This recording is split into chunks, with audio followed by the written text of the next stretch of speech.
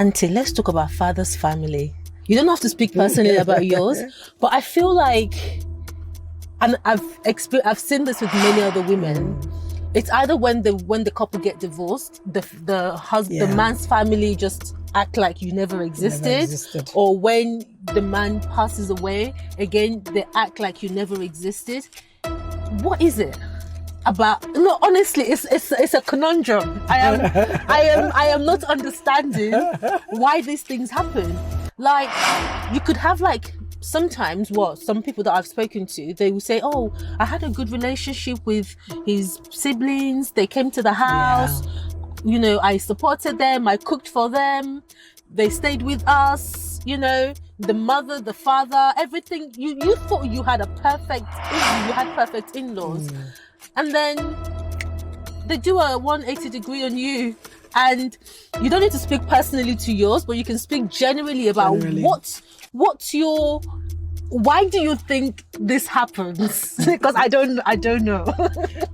Well, I don't know. I'm just going to say that maybe it was never real in the first place.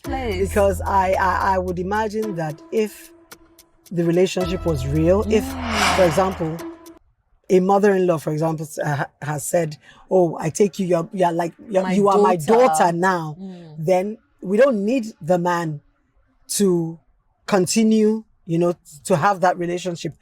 To be fair, in my own instance, I mean, father's family, but his mom, and I actually still maintain a relationship, sort of, So, if it was real in the first instance, I think that is something that should go on. Yeah. But if it was never real, then there's really nothing you can do about. Otherwise, I can't think what's really. Yeah. I know it's more common for the man's family to. Yeah, it's very common in divorce. In when death does do you part eventually. It's such a common thing that it just, like you said, it must be that it was never real begin with. And it's such a shame. It is. But I want us to go back to that financial thing and the vulnerability and stuff.